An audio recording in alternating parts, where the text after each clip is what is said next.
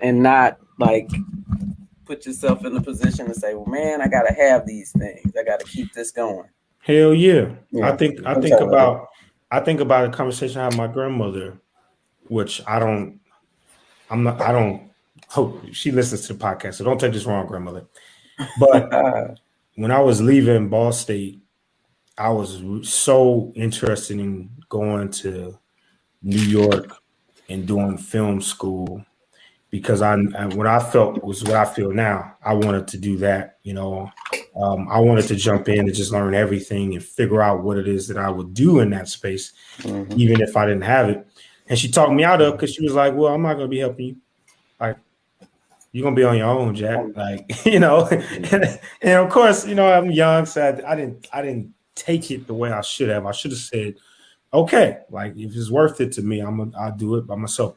But I went through a traditional route, and I don't knock having a job and letting you fund your dreams. But I do think like if that scene in Batman, when he fought Bane, when he's trying to get out the hole, like I feel like the transition between a job and what I want to do or business is you have to be able to jump out of that ledge without that leap, without that thing, right? Otherwise, you're gonna still be holding on to that, that harness. Like, I need that extra check, Yeah, and you really don't. I mean, I don't know. Hey, Kira, for stopping into the show today. I don't know what you. I don't know. What are we talking about? Well, I had to start the live because I didn't want Facebook to delete our event for being late. So we're soft opening right now. Soft opening. But the conversation was about taking the leap of faith, following your dreams, getting off the corporate ladder or nonprofit ladder, if that is your thing, and pursuing what it is that you have in my opinion, I always look at it as I want to pursue the thing that I have the best chances of being really good, if not one of the top or best at. Because what's the point of pursuing your passion if you're the worst at it, right? I played football and basketball a lot, and there was a lot of guys that we saw that just weren't fast, or weren't tall, but they loved the hell out of basketball and football. But, their passion might have been playing at the time, but, they weren't clearly able to be the best at it. So I would never recommend somebody who's not going to have the physical potential to be the best at something, to leave everything and join it. But I mean, what do I know? I'm half in and half out. I'm still trying to figure out how do I jump like Batman did to get out of that hole. Well, I mean, there's also something to, like you said, like figuring out how to jump.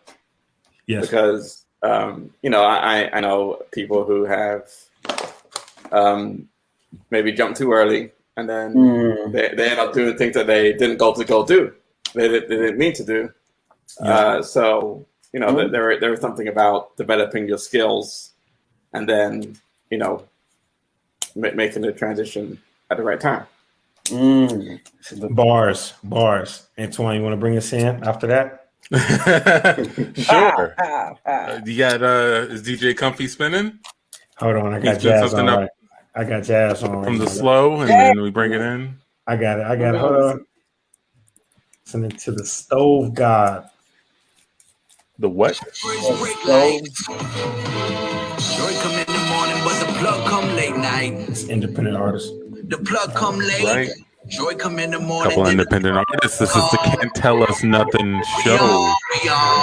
Joy come in the morning. Tuning in to the come late night. Please on in. And that happens. Wake it up. This is the Can't Tell Us Nothing show. Can't Tell Us Nothing is an improv group out of Houston, Texas, comprised of these four wonderful, amazing people you see right before you. We'll meet you, John, Tandy, and myself. What are we going to do? We're going to make up some stuff. We're going to talk. We're going to discuss, say whatever's on our mind, whatever people in the chat want to talk about.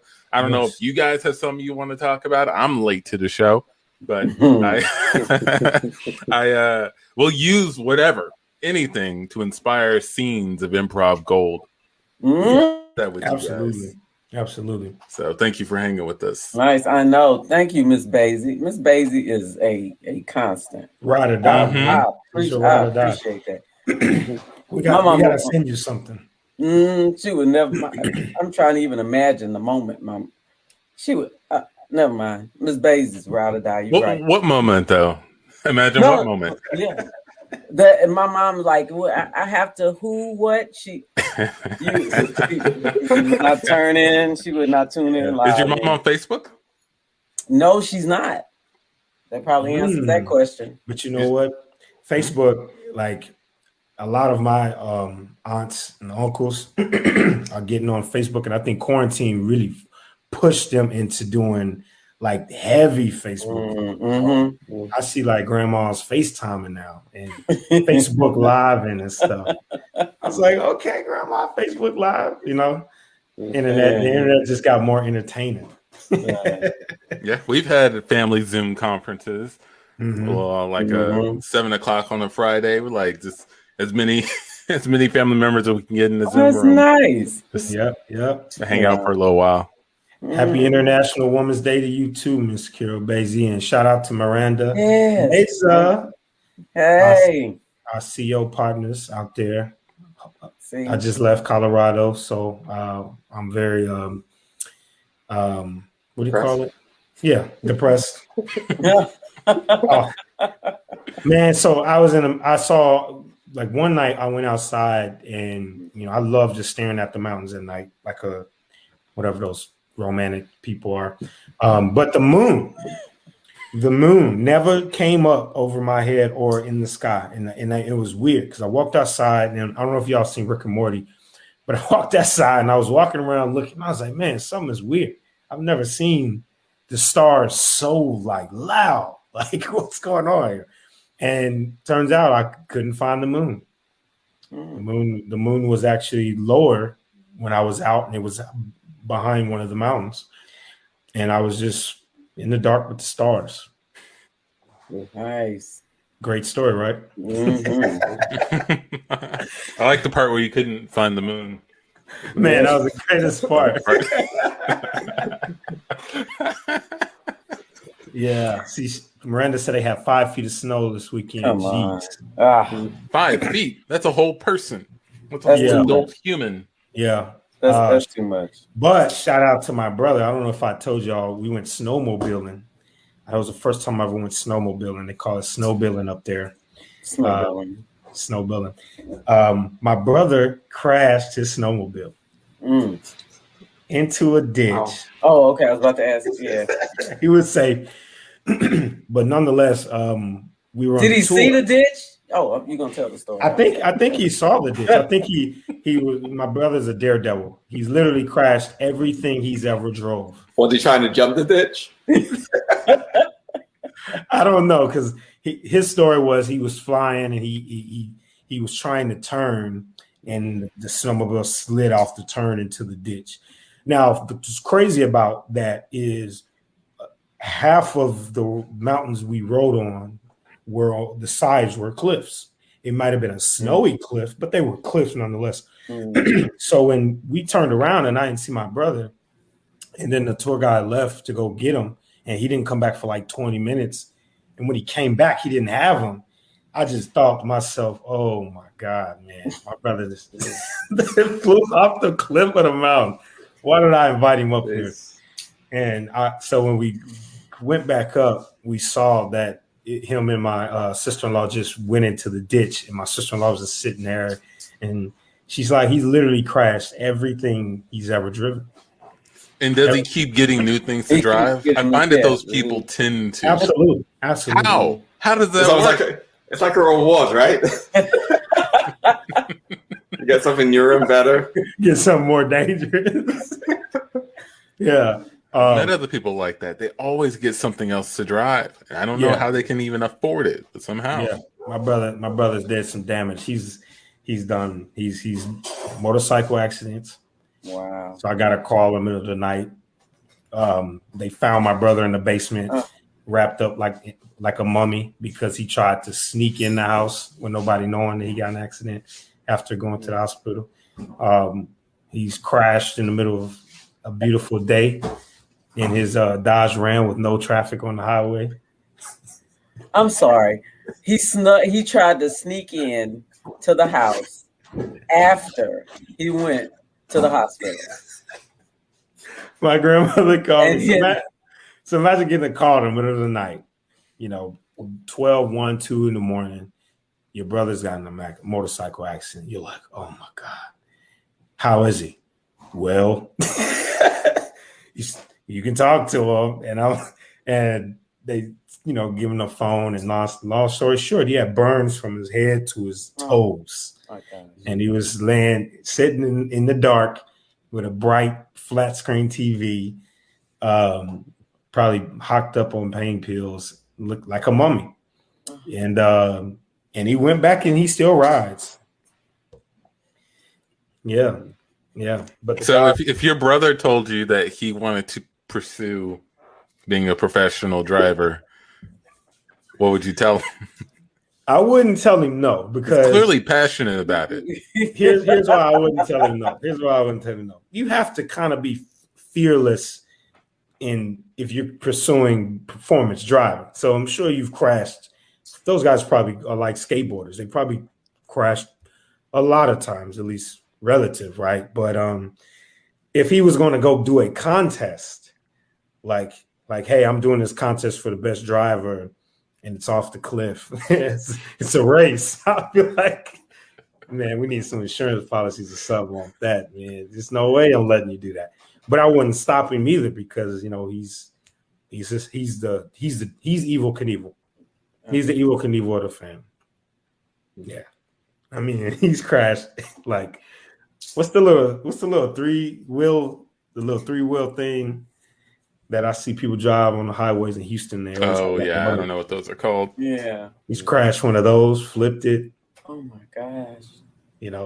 Does he rent these or does he have friends who? I mean, what's up? Well, he's crashed two bikes. One bike was his friend's. His friend let him use it and test it out, and he flipped over the front of the handlebars. Which isn't funny. It's only funny because he's alive, and he's also like heavy gun like supporter. Not that I'm not, but it makes me nervous because of how much danger he is with cars, and I'm like, We cut to a pool hall with a bunch of bikers hanging out. Oh snap! There's John. There he is. He's walking in the door. Yeah. Hey John, we wanted to talk to you. What's up? What's going on?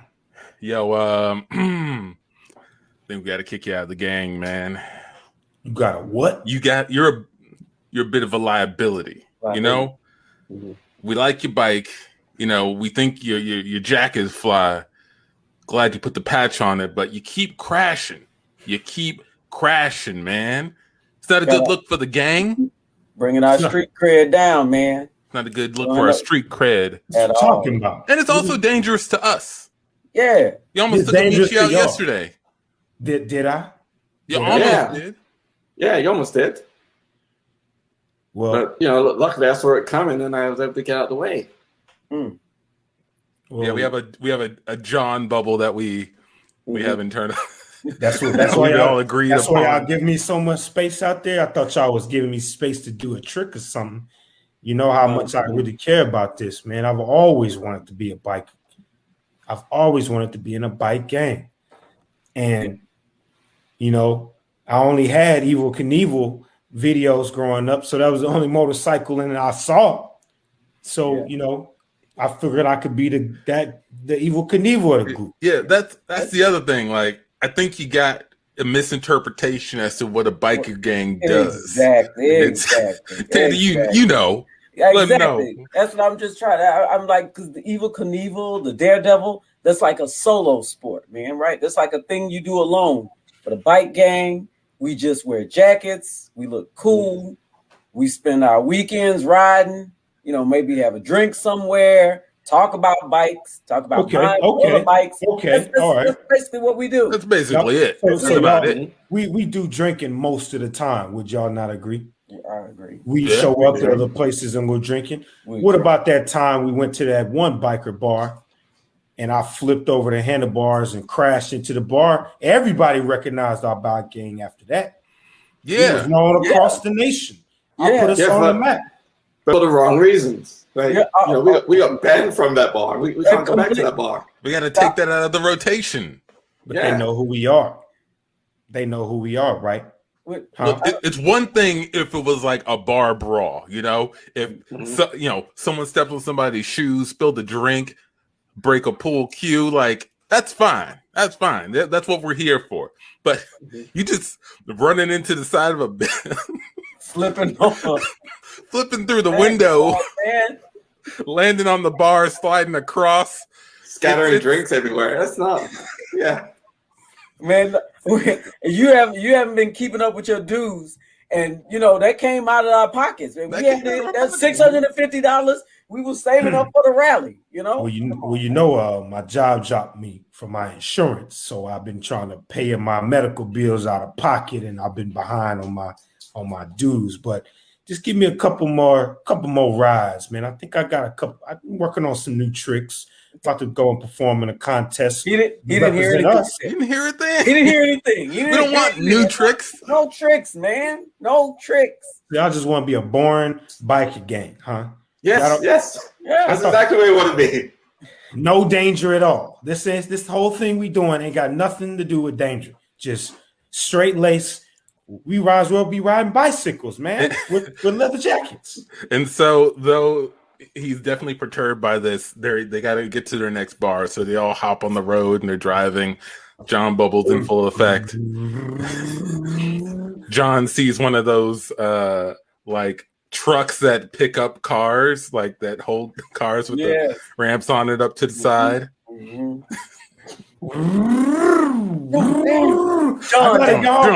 John, this the one. This the one.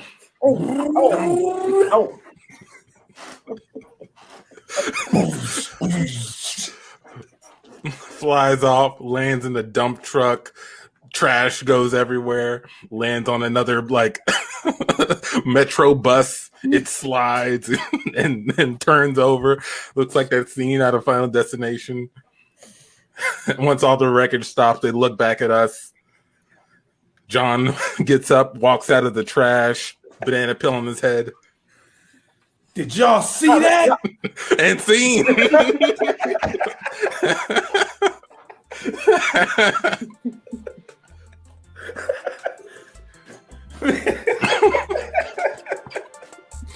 Man, that's how my brother is, man.